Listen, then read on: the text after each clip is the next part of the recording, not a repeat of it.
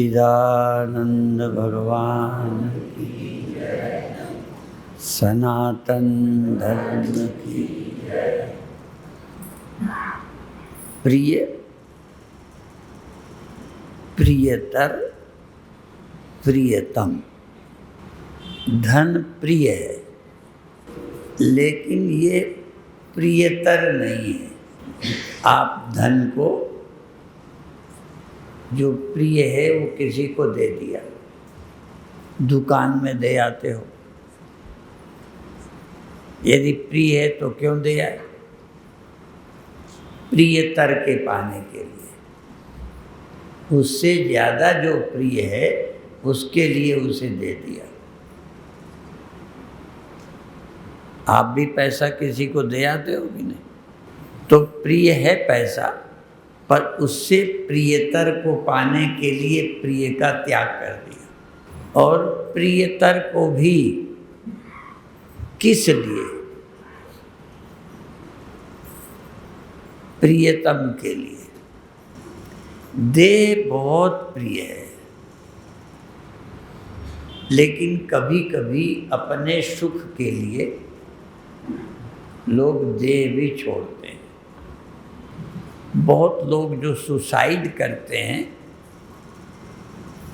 वो अपने सुखी होने के लिए दुख देने वाले देह का भी त्याग कर देते हैं। नहीं तो कोई देह न छोड़ता, सुसाइड न करता। हम अपने को सुखी रहने के लिए प्रियतर का भी त्याग कर देते हैं, अपने सुखी होने के लिए शरीर छोड़ते हैं। और अपने किसी प्रिय को भी सुखी करने के लिए, जिससे भी हम प्यार करते हैं, उसे सुखी करने के लिए भी कुछ करते हैं। तो सबसे जो प्रियतम है, मैं अपने सुखी होने के लिए कुछ भी कर डालता हूँ। सुख भी किसके लिए? अपने लिए। इसलिए प्रियतम सबका आत्मा है। वेद में एक मंत्र आता है, पूरा मंत्र तो हमें याद रहता नहीं, पर थोड़ा मंत्र कुछ भाव बता देंगे। जबकि ये मंत्र सहज लोगों को लगता है कि अच्छा नहीं है कि कोई स्त्री पति को प्यार पति के लिए नहीं करती, पति को भी प्यार अपने सुखी होने के लिए।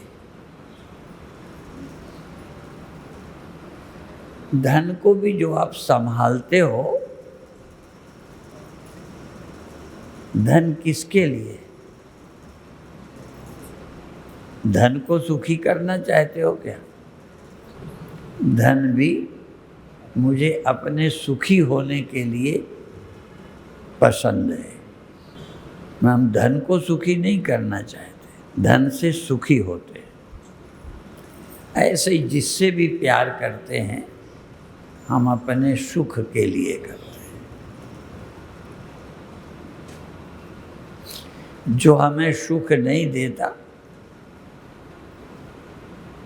उसका हम त्याग कर देते हैं। और संत महात्मा तो उदाहरण ऐसे देते हैं, कोई बदमाश मारने आ जाए तो कहते हैं भाई मेरा कान काट लो, मेरा हाथ तोड़ दो, मारो नहीं। इनमें भी कोई ज़्यादा प्रिय है, कोई कम।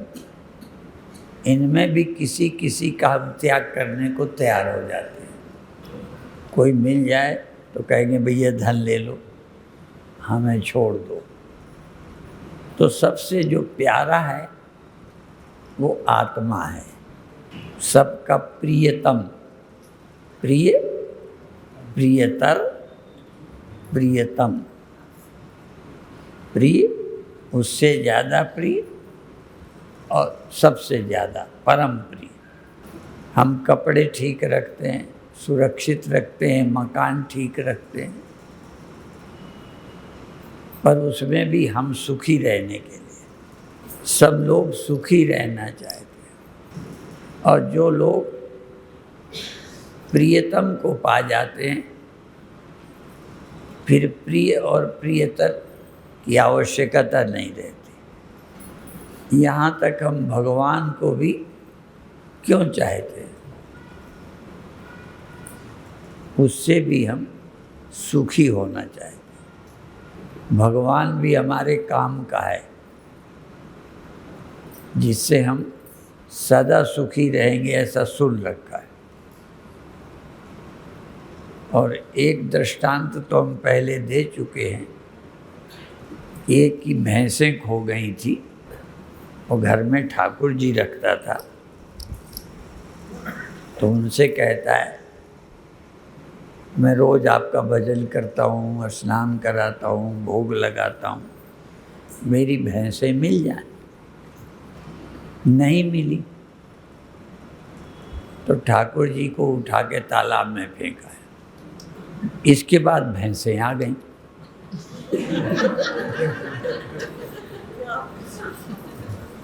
तो फिर ठाकुर जी को तालाब से ढूंढ के ले आया। कहता है, पहले ही ढूंढ देते तो ये दुर्दशा में क्यों करता। भगवान से भी लोग नाराज हो जाते हैं। अमृतसर की बहुत पुरानी बात है। एक ने उस समय 4 लाख का एक मकान खरीदा। बहुत पुरानी बात है। आगे ज्योति लेके, गाय लेके, संतों को आगे लेके उस घर में प्रवेश किया, ठाकुर जी को लेके। उसकी इच्छा थी वैष्णो देवी जावें,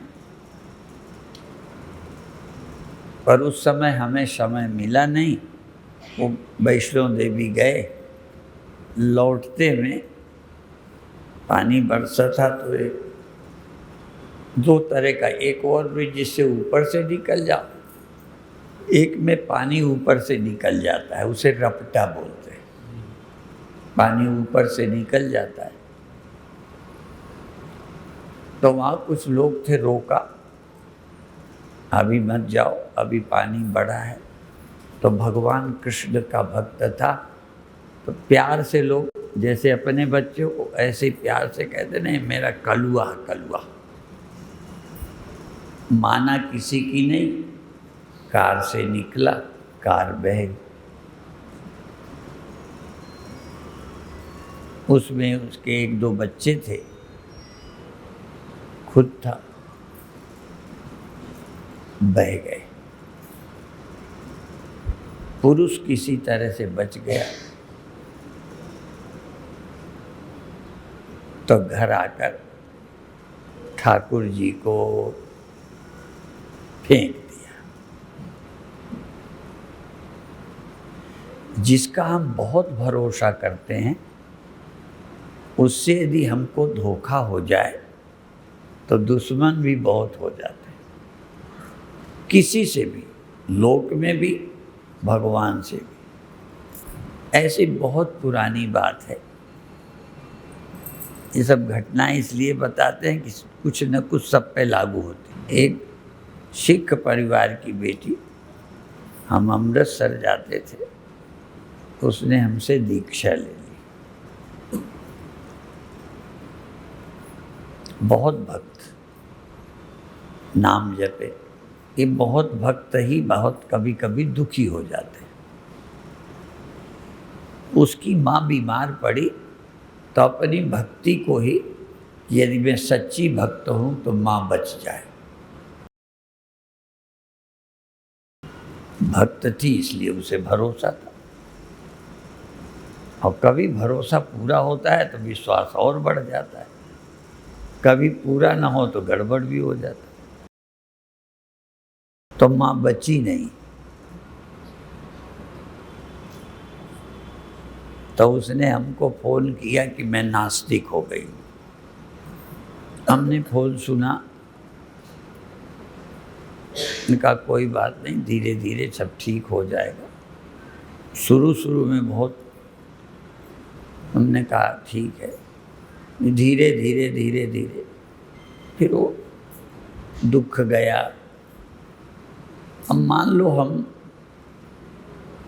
किसी मंदिर से, किसी जगह से नाराज हो जाएं, जाना छोड़ दें, तो क्या होगा? कौन सी समस्या हल हो जाएगी? ये जो मृत्यु की समस्या है, जन्म मरण, ये ऐसी समस्या है कि आप नाराज भी हो जाओ। अब जैसे हमने कोई किसी का मंत्र जपा, अनुष्ठान किया, मंदिर बनाया, फिर भी जैसे हमने सुना है एक कानपुर में मंदिर बन रहा था, किसी ज्योतिषी ने बताया कि तुम्हारे ग्रह ऐसे हैं कि ये काम पूरा करके ही तुम्हारी मृत्यु होगी, बिना पूरा किए तुम्हारी मृत्यु नहीं होगी। अब उसने मंदिर बनाया तो उसने मंदिर का थोड़ा हिस्सा नहीं बनाया कि पूरा करूँगा तभी मृत्यु होगी, पूरा करूँगा ही ना। तो फिर भी अब चूँकि काम तो एक अर्थ में पूरा हो ही गया था ग्रहों के हिसाब से, हाँ, लेकिन उसने सोचा इतना कोना नहीं बनाऊंगा तो नहीं मरूंगा, पर मौत आ गई। ऐसे ही आप कुछ भी मान लो। एक यही बंगाली माता थी, दिल्ली की ही बात है, बहुत श्रद्धा रखती थी। उनके पति को स्वास्थ्य बिगड़ा, अंत में वो डायलिसिस में उनको हर 4 दिन में कराना पड़ता था। वो आशीर्वाद लेने आती थी, कभी कभी घर ले जाती थी, तो फिर 2-4 दिन ठीक रहते थे। तो हमने उस समय प्रवचन में कहीं कहा भी कि आज नहीं कल हम ही फेल होंगे, ये चरण डलवाती रहेगी, वो बचते रहेंगे, चरण डलवा, एक दिन तो आ जाएगा ना। तो हम उस भगवान को, इसीलिए हम एक शब्द कहते हैं, हम दुनिया के लोग उस भगवान को मानते हैं जो हमारी इच्छाएं पूरी करता है, अमर कर देता है, सुखी कर देता है, परिवार को ये कर देता है। हम उसको मानते हैं ब्रह्मेति वेदांतिनो। इसलिए हम लोगों को ये नहीं बोलते ये ईश्वर उपासक है, वेद ब्रह्म उपासक है। ब्रह्म के मानने का मतलब है कि शरीर नहीं रहेगा, ये सब नहीं रहेगा, तुम हो जो सदा रहोगे। तो अब हमको ऐसे भगवान की ज़रूरत नहीं पहले ही, और ये काम भगवान कब तक पूरा करेगा। मेरे गुरु भाई, उनका नाम तो मैं ले लेता हूँ, कोई हर्ज नहीं, स्वामी प्रकाशानंद नाम था। पहले बरेली जाते थे, कलकत्ता भी जाते थे, और बीते दिनों में एक बार जब हम कलकत्ता गए तो उनके परिवार से जुड़ी एक दिनवानिया परिवार की बेटी भी मिली, जिसको किरण जब थी तो वो मिलने आई। तो मैंने उनके परिवार को बताया, पर तो अब उसका शादी होने के बाद डिडवानिया नहीं रही, कुछ और कहलाने लगी। लड़कियों का बदल जाता है, जिसके साथ शादी होती है वो गोत्र, वो नाम लेने लगते। तो वो लड़की मिली, तो हमारा मतलब वो कलकत्ते भी जाते थे, वो गुरुदेव को बहुत मानते थे। गुरुदेव से वहाँ उन्होंने यज्ञ का एक कार्यक्रम का अनुष्ठान सोचा, तो बनते बनते होने की स्थिति नहीं रही। तो गुरुदेव की फोटो भी हटा दी। यानी मैंने आजमा लिया, आप सिद्ध नहीं हो। और इतना गुस्सा किया। अगले दिन फाइनल हो गया कार्यक्रम का, तो फिर कहते पहले ऐसा होता तो मैं क्यों करता। हमारा मतलब है हमारी भक्ति ऐसी है। तो वो जो सिख लड़की थी धीरे धीरे दुख भूल गया, फिर भगवान की भक्त बन गई। क्यों? हम नाराज हो के भी मौत का क्या करोगे, बुढ़ापे का क्या करोगे, ये जो अपना है इनको कब तक बचाओगे। अंत में हम उसको प्राप्त करें जहाँ जाने के बाद, जिसको पाने के बाद मृत्यु नहीं रहती, जन्म जन्म नहीं रहता, मेरे तेरे नहीं रहते। इसलिए आत्मज्ञान की, ब्रह्म ज्ञान की बड़ी महिमा है। अन्य उपाय हैं पर वो थोड़े दिन के, आज बच गए। डॉक्टरों के पास भी हम भी जाते हैं, तुम भी जाओगे, मना नहीं करते, पर डॉक्टर तुमको अमर नहीं कर सकते। अमर कोई चमत्कार से नहीं हो सकता, किसी के आशीर्वाद से नहीं हो सकता।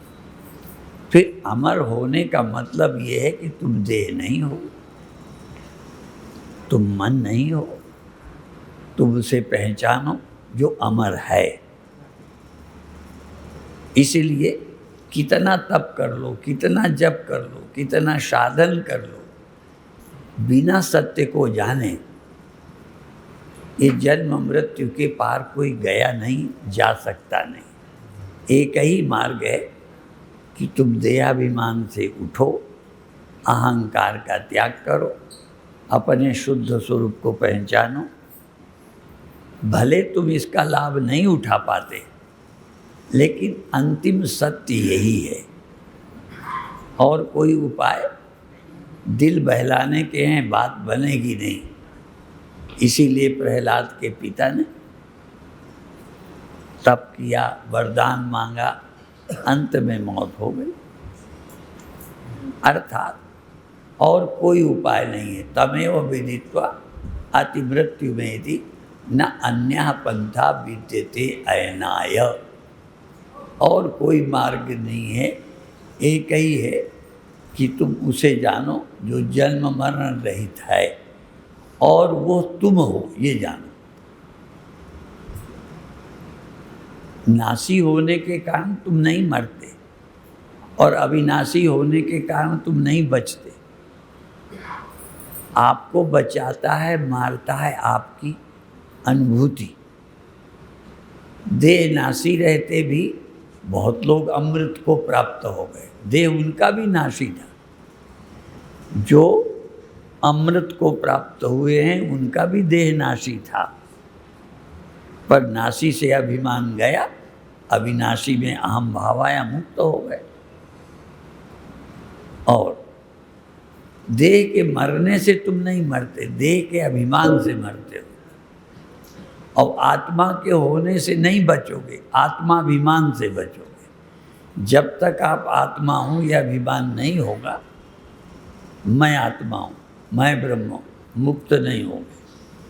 और मैं देह हूँ, जब तक यह अभिमान नहीं छूटेगा, मौत से नहीं बचोगे। इसलिए मिथ्या अभिमान छोड़ना है, सत्य अभिमान प्राप्त करना है।